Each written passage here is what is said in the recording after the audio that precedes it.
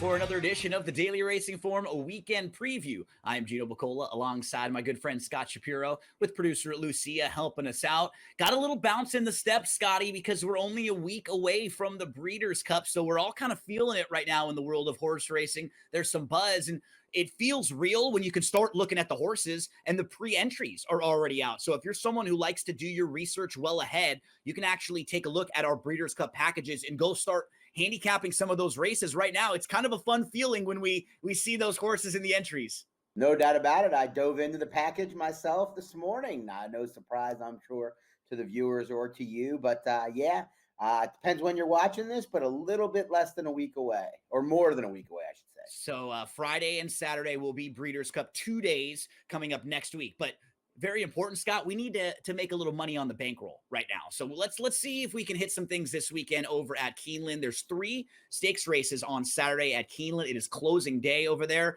before the meet changes to Churchill Downs on Sunday. Let's see if we can hit some let's see if we can hit some winners here. We start with the Bryan Station. Scott, I mean, honestly, I thought you could make a case for 6-7 different horses in this race. It was a really challenging race to handicap, a fun one. Messero looks like a bit of a long shot in here. This horse was grade 3 placed a couple starts back, but I just think his overall form is going to need to improve a little bit in here.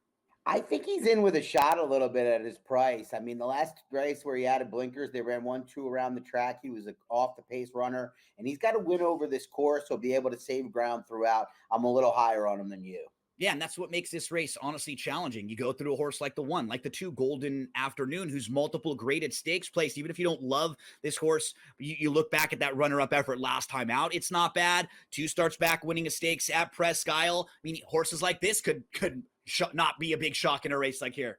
No doubt about it. You get Jose Ortiz aboard. I assume he's going to be forward in this race with the inside draw coming out of those 2 sprints where he showed speed. We'll see if he's good enough from there. Antisocial is the next one. I mean, when you look at this field, Scott, the one thing I'd say, I don't know how many of these horses want to line up on the front end. I think there's a couple that want to be close. I could see Antisocial getting a really nice trip, stretching back out from a sprint where he got caught a little bit farther back than I think he wanted to in that race. He ran pretty well, though, closing up the inside, and he is proven he was grade 2 placed in the Secretariat 2 starts back. I mean, Jocoso, Simulate, Antisocial, they're all closely matched in that race. I think any one of them could, be logical in here. Yeah, I agree. And I think the inside draw again with a very aggressive rider and Luis Saez back to the preferred distance. I would be surprised if he's not in a good spot early on. Troubleshooting is in very nice form. He's won 2 of his last 3. He just won the grade 1 Franklin Simpson, Scott. And in that race, he came from a little farther back than we've been seeing him recently. He was about 5 out of it early on. This was at 6.5 furlongs. He's actually going to be making his first start beyond 7 furlongs. So that would be the big question mark with him. He's really been a sprinter, but if he chose these same tactics, you look at this race and think he should be able to get the mile.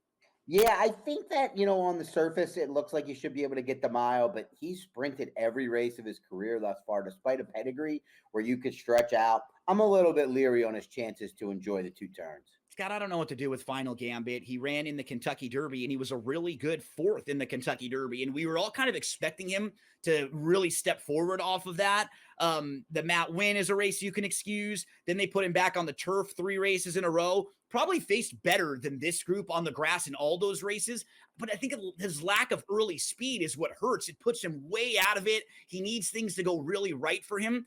From a class standpoint, he fits really well with this group. I just don't really know what kind of trip to expect from him other than one to be coming from way out of it. Yeah, and a mile seems a little sharp for him as well. Brad Cox kind of told us what he thought of this horse when he didn't run him in the Belmont and he wasn't, even considering it and ran in the Matt Winn. He's a nice horse. I think his effort in the Derby and in the Jeff Ruby were his best efforts to date.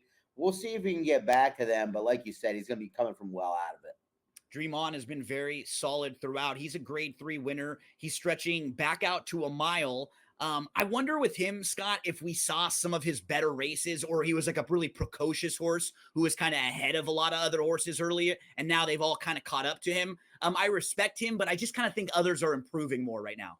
I had the same note. I think we've seen the best of this horse. He's honest.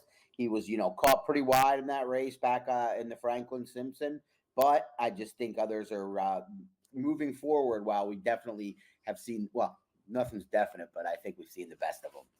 I think every other horse from the outside here, I mean, if you told me that you liked them or if you wanted to use them, I really wouldn't talk you off them all that much. Game Warrior getting back to a mile could really help Scott. I think he was solid out in Southern California. Probably hasn't faced quite as tough of company, but I think at a mile on the turf, that's probably really his best trip here. I wouldn't be shocked to see him hit the board.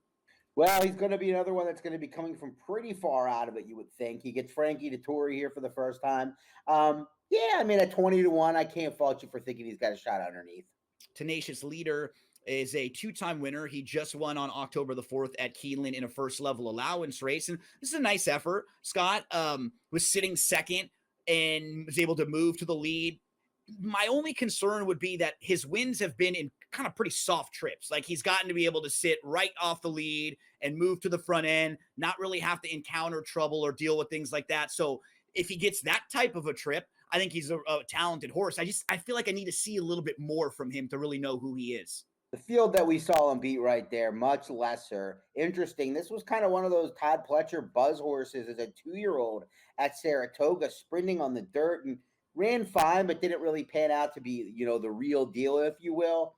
I don't know. He was a little chilly on the tote board last time. I'm pretty against this horse, other than the fact that he's going to be a good price. Giacoso's been in very nice form in his last couple, Scott. In the Jeff Ruby Stakes and in the American Turf, he was in a little tough. He had kind of sneaky trouble in those races. And then in the Secretariat, he ran really well. He beat Simulate. I think he got the inside draw. Simulate had to go a little bit wide that day, kind of a tale of two trips. But he bounced back again with a solid effort in the Gun Runner. He made an early move to the lead. He opened up 2. He got run down by Plensa, who we'll talk about in just a moment. But I mean, any of these outside horses, we've seen them kind of take turns beating each other. And I think if the right trip came down to it, I wouldn't be shocked to see a Giacoso, a Simulate, a Plensa, any one of these in the winner's circle. Yeah, the one concern I have is 3 wins have come when he's been very close to the pace. I think he's going to be further off in here. He was very up and close to the pace along the inside in the Secretariat.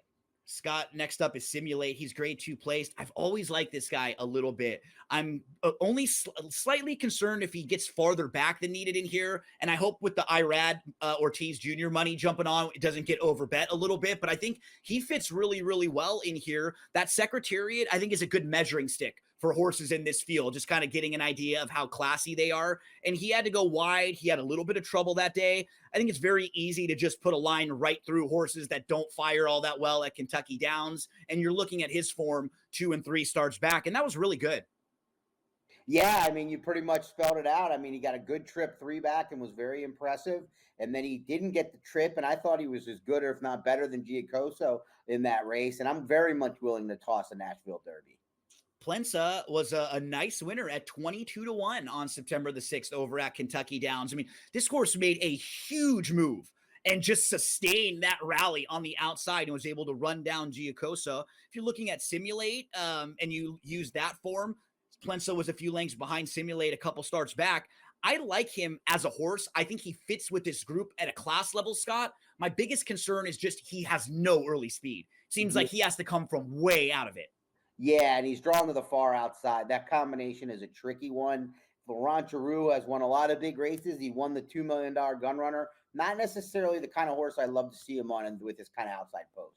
Another horse who could have a tough trip but has some talent is Salamis to the outside. He's won 2 in a row for trainer Chad Brown. Flavian Pratt jumps aboard. They're trying to make it 3 consecutive races. I mean, he had a big wide move last time out. Another one who fits with this group. I'm curious what kind of price he is. Give us some thoughts on Salamis to round it out. Very well-bred horse, has always taken a lot of money. I have to suggest it for the same connections. The outside post is the main knack on this horse, who will take on the toughest field of his career. And as we move to selection, Scott, when I go through my handicap initially, I kind of have my little marks and my squares and my stars. And I had 8 horses marked down as possible plays in here. You're going to go with Simulate 10, 1, 3, 12, 3, 12, 9, 11 for me. We're both going price shopping in the Bryan Station. Don't go anywhere. We stick at Keeneland for Saturday.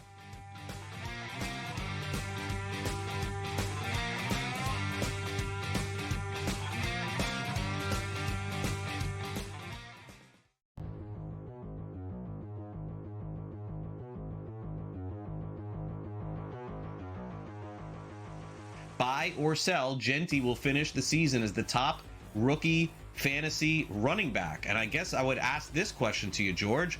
Who the bleep is he competing with at this point? It is so ugly at running back in fantasy. RJ Harvey has done nothing. Omarion Hampton is hurt. Caleb Johnson, does anybody even know where that guy is? He doesn't even play for the Pittsburgh Steelers. I mean, what am I missing here? Oh, there's one that I'm missing. There's one that I'm missing. I'll name that for you. I'll name the guy you didn't mention there. Well, Henderson's another guy, by the way. The New England Patriots don't trust, right? They don't play him. But the guy that could compete with Genty, would be the name that you said you loved during preseason. You love this guy's name, Cam Scotabo, right? He'd be the guy. He's right there with them. The only problem for Cam would be, A, it is the Giants. Their schedule is brutal. And B, Tracy should return.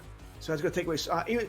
Cam will be the starters. I think he will be. But Tracy's going to eat up some touches there. So that's my only issues there. But I think he's the guy who competes with Genty for that number 1 overall role, which I'm shocked. I'm shocked that it's not Hampton. He got hurt. Shocked that's not Henderson. They don't like him. Shocked whatever, RJ Harvey in Denver, whatever's going on here. Will he finish the season at his top? This is a little different when I say automatically take the field here because there's only one other guy. I'm going to buy this. Genty's the best guy, but would I be surprised if it's Scotabo? No, I would not. Yeah, I'm going to sell this for the guy that I just forgot about in Cam Scotabo. I guess the only concern that I would have, and it's a slight one, is that in a couple of weeks, Tyrone Tracy comes back. Fantasy Sports Today. Fridays starting at 3 p.m. Eastern. Only on SportsGrid.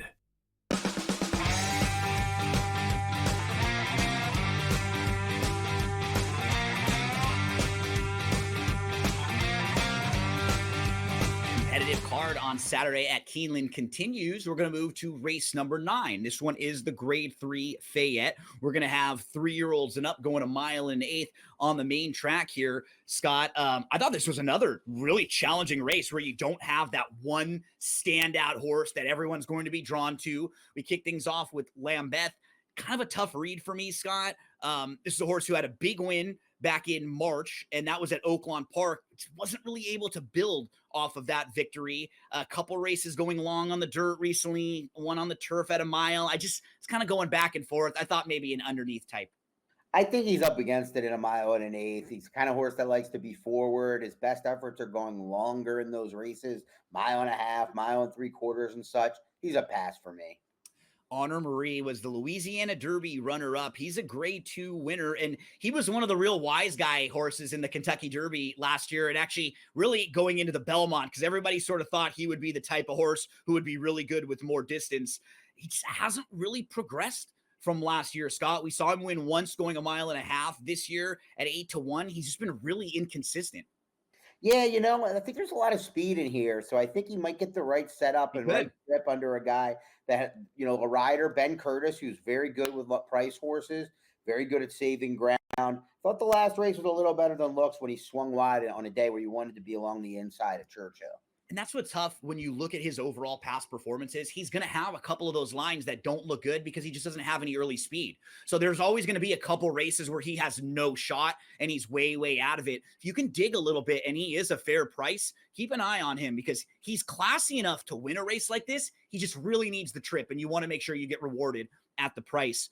Bracket Buster is proven at Keeneland. He's in really nice form right now. He won the Grade 3 Oklahoma Derby last time out. Scott, he did exactly what you would have hoped for him. He sat off just a little bit off the lead. He moved to the front end. He put away a group he was much better than. The only issue I have is now he's going to be facing a lot tougher than this group that he just beat. Horse like Gosker, he's been behind 2 different times, and he's going to have to face Gosker in here. But Bracket Buster really is moving in the right direction. Yeah, I'm concerned slightly about regression off the 2 big efforts in the past, but you can easily make the case that he's just getting better and better, and we know he likes this track. His price won't be good, and he could be amongst those that are caught up early if they go kind of quick. Dillinger is very consistent, but at levels a little bit lower than this. He shows up all the time, lots of second and thirds, doesn't win often. I'd imagine he'll be part of the early speed in here, and this is even a little farther than where we've seen him. A lot of his races are at 7 furlongs to a mile or so. Yeah, I would think he's going to be forward, but the fact that he's never gone anywhere near this long, being by Loop de Vega, who's definitely got some distance pedigree, I would think Dilger would have gone this long if what Safi Joseph thought he could do. One of the horses that could make me dance in the moonlight, Scott, would be this guy, Moonlight, who I think has a nice shot in here. Moonlight has won 3 of his last 4. He seems to really be stepping forward. If you toss that July race that had layoffs on both sides, I think he fits with the group. The concern is just the running style. You know, he's not a horse that can make his own trip, but you were pointing it out. You got Bracket Buster, Dilger, Prince of Power, Dragoon Guard. They could be going quick early on in here, and that would help a horse like Moonlight. Yeah, he kind of has to prove he's up to this level. His success has been to get kind of a tier slightly below this, and he also has to prove himself at 1 1/8. But Chris Block is a very underrated trainer. But if you look at the percentages and you follow him over the years, he's a good guy to bet, and he likes to win races. You made a good point. His figures fit, but he's not really done it against this level of horses. So while he does seem like he fits on those speed figures, he has to show it against this class level. Rattle and Roll is a grade 1 winner. He's a multiple graded stakes winner. He's now a 6-year-old, though, and it's been a few starts since we've seen his best. He ran a good race in Saudi Arabia back in January, hasn't in the Saudi Cup, the Dubai World Cup, and in his first start back in the U.S. I think we've seen the best of this horse. They've asked a lot of him. He's rewarded them with some big efforts, almost $3.5 million in earnings, but he would be a surprise for me in this spot.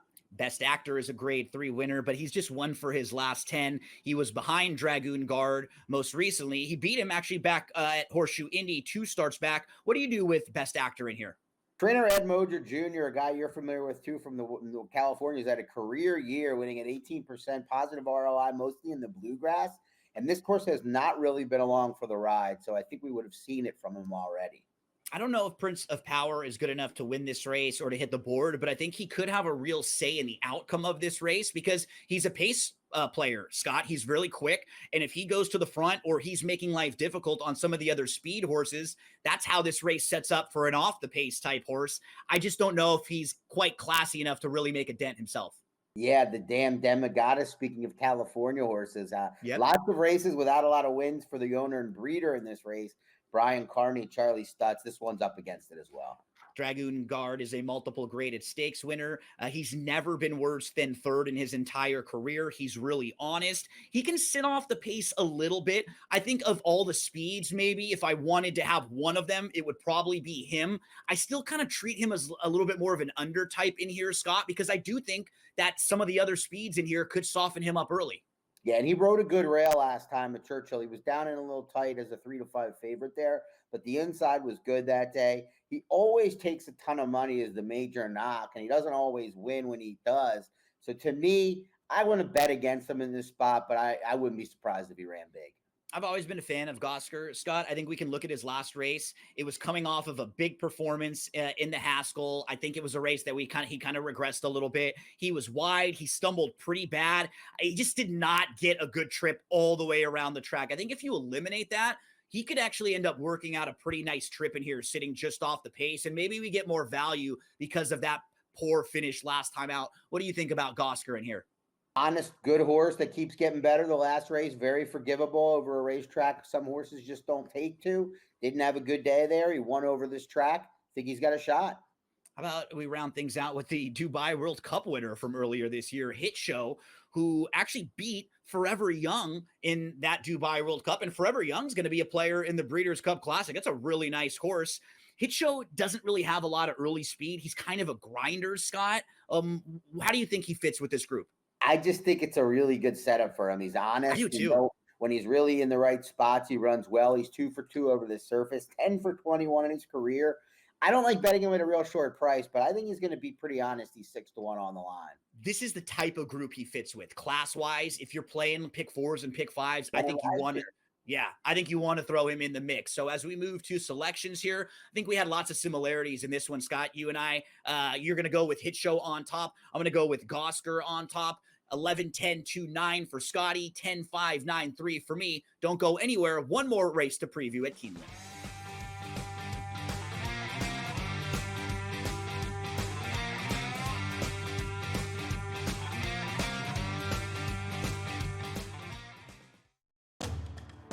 You just see Texas in any game, and again, Kentucky used to be able to put up points in the past. 43.5 is crazy because it just feels like Texas is going to come in, play really good defense, and try to squeeze this game out. It'll be interesting to see because nothing got ailed from that victory last week. Texas is back. I'm just being facetious at this point. But if we see one of those performances, 17-14 Texas. In the fourth quarter. Yeah, come on. Right? I mean, really. I mean, they got a gift last week. SportsGrid's College Football Today. Jamar Chase and T. Higgins. It looks like the Bengals fantasy pieces are back. What did you make of that Joe Flacco performance on Thursday night? Turning back time. Yeah, it was great for a guy like me with gray in the beard. I love seeing it. I love my representation. But at the end of the day, just from a wagering standpoint, if this continues, it'll give some consistency and it'll give some value back to those tools that you were mentioning on the Bengals. Fantasy Sports Today, only on SportsGrid. Defense is above average this year, and I think big picture they're going to be probably the most consistent moving forward. The problem I have is this guy, Trevor Lawrence, big picture. You got to take the good, the bad, and the ugly.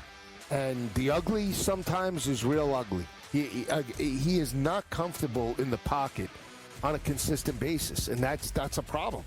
Pro Football Today, only on SportsGrid.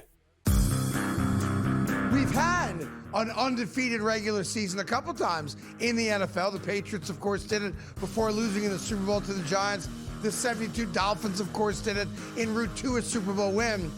But to go winless is harder than to win every single game. And my New York Jets are well on their way to doing this. The Craig Carton Show, only on SportsGrid.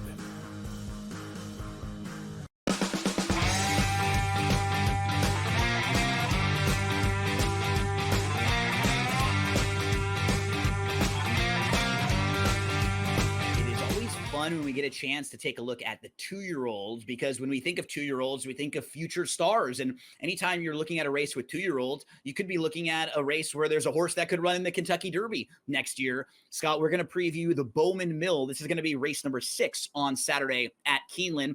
And we will start things out from the inside with a really impressive last out winner. That's Hartley, who won his only race.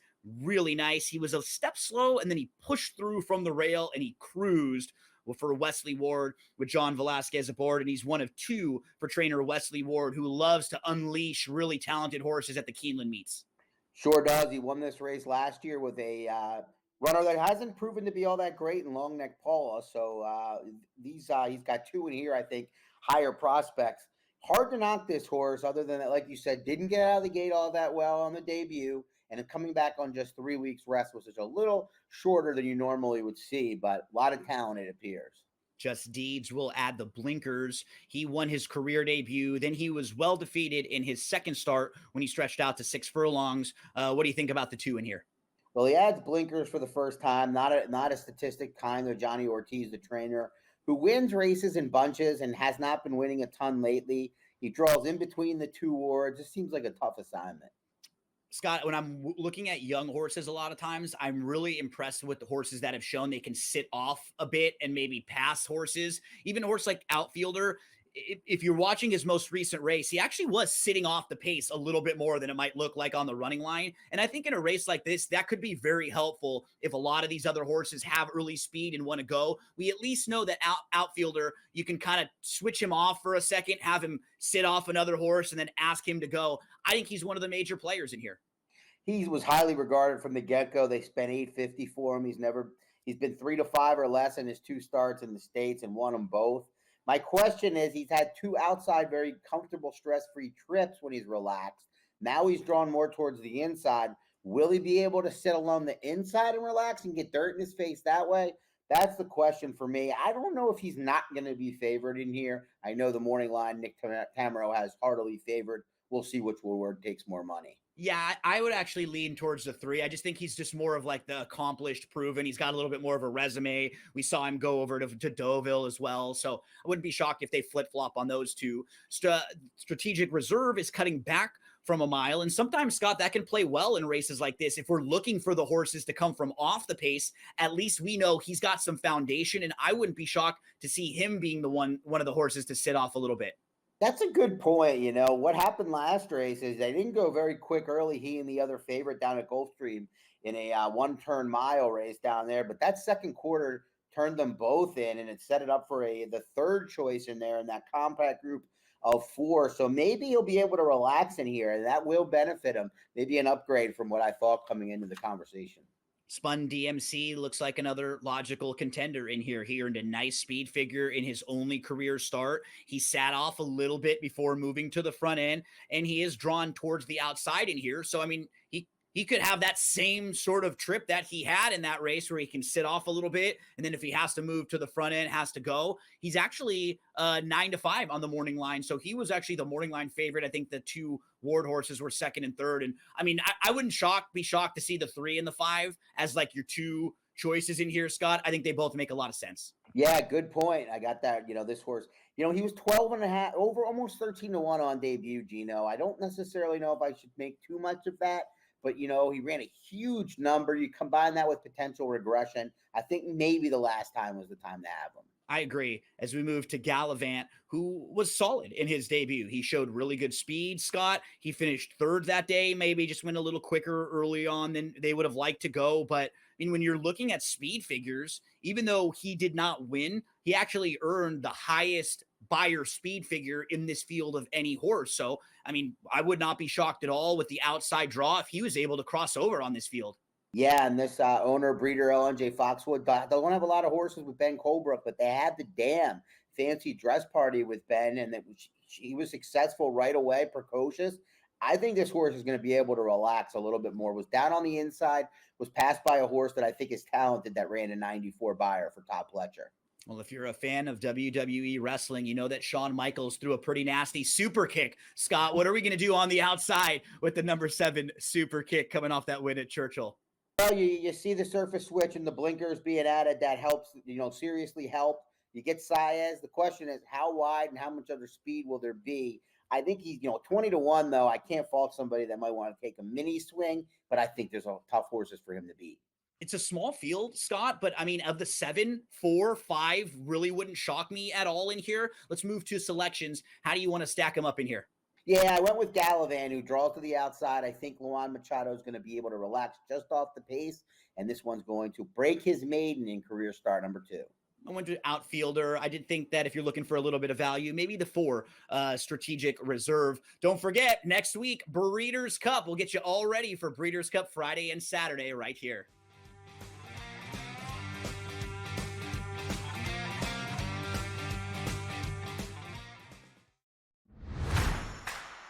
Well, the best part about it is that they're just going about handling their business. I was listening to Arvell Reese and his literally like 5-word sentences about himself and some of the things that Caleb has been talking about. The dudes are just so locked in here about just doing their job and not worrying about all the other things and awards. They know all those happen when you go win and you win decisively. The Bobby Carpenter Show, only on SportsGrid. We're going to have bet tracking for the first time. If you have a FanDuel account, you'll be able to track your bet on the Prime Video games. And tonight, if you are part of the ESPN Mega Content Service, we understand from an organization called Antenna that 2 million people at least have the ESPN Mega Content or Unlimited service. You will be able to track your bets also on tonight's NBA coverage. So this is the beginning of a major new era for basketball on television. Newswire, only on SportsGrid. Like Marchand said, they're all a bunch of dirtballs, so I fit in with them. You know what I mean? Remember, like, the Phillies baseball team, like, with Kroc and Dykstra and all those guys? Like, yeah, they're just a bunch of dirtballs, right? And that's what the Panthers are. They're all the same. Like, they're all like to drink. They're all tough. They're all dirty in the corner. You know what I mean? They'll all do whatever it takes to win, but that's why they've won 2 cups in a row. In-game live, only on SportsGrid.